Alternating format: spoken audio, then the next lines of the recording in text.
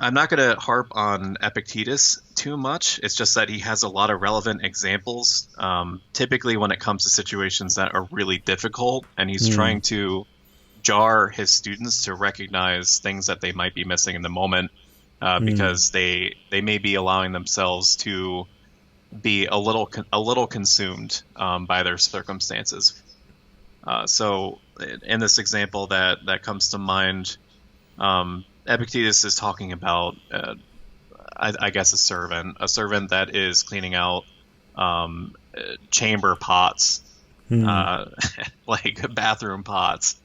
And the person that he was speaking with was trying to explain to him that I don't want to do this.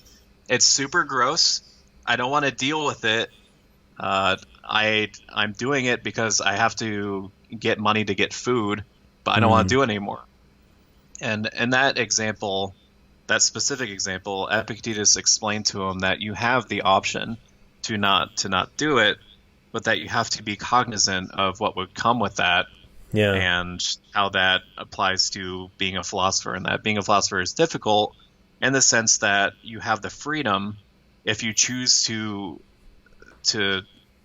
grab it by the horns, I guess is a good way to say it. But that the trade-off is that you won't get supper sometimes. And what I mentioned before, each of the places that I worked at, I didn't have any affinity for them at all. It was, I moved, I took something that matched my skill set in working with special needs populations, but it wasn't ultimately what I wanted to do. What I want to do is write full time. Obviously, there's about 1.5 million obstacles to that, and in the meantime, I have to clear chamber pots until that happens. It's just a matter of choosing what I'm willing to do, what comparing that to the circumstances that I'm in. The conventional stuff that I have to take care of, like an apartment, food, that sort of thing, and making decisions based off of that. How do you make those decisions? If I might jump in there, like how do we look at the trade-off, or the many trade-offs that we make? Because like life, as you said, is like constant trade-offs. Right. How should you view that, and how should you rationalize the right trade-off? So it's the Stoics explain that in addition to there being those types of trade-offs, you have to be cognizant of what you're being asked to do. Ultimately, if you're in a position such as like working in Comcast, I'll use it as an example. If you're in a position, theoretically, not saying this happened to me, but theoretically, if someone is asking you to do something such as lie to a customer about a promotion or to inflate your numbers somehow, you have to be willing to override that part of your brain that says, I might actually get away with this with the support of this person. I could, who's it really going to hurt? I could get some extra money, some higher commission out of this. Those are fleetingly convincing thoughts because they're untrained. They're just impulsive. You have the option in that moment to recognize that what you're dealing with is an appearance, and you don't have to give it any weight.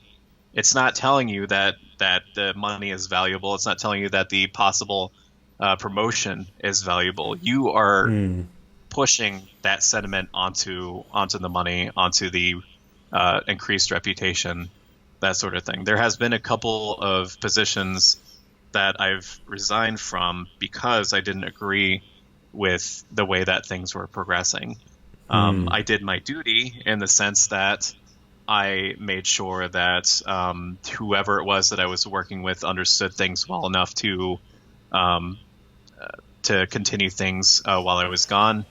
That I attempted to work with supervisors or management staff to make them aware that I was aware of what was happening and what possible solutions were. before, and then ultimately, if nothing really conclusively changed, then I couldn't do much more in the position than I'd already have. Yeah. And it was ultimately up to them to make the change.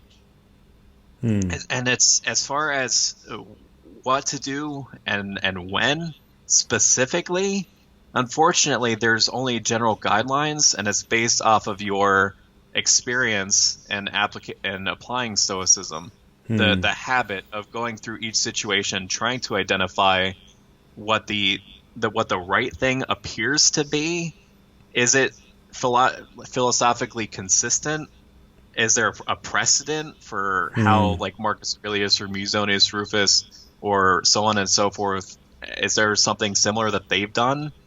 And then matching it against what you've done so far, overriding the fear by approaching your managers, seeing that instance of overcoming your fear as an opportunity to improve your experience and talking to people of power, if it might be improving circumstances. And then if you've literally done everything that you can in that case, based off of what's in front of you, Marcus Aurelius actually recommends to just you peace out. Yeah. You peace out and you try to improve things elsewhere. Yeah. But the ability of improving things that way for people or your own personal life in general doesn't depend on a vocation or a career. Yeah. It's all just vehicles for training.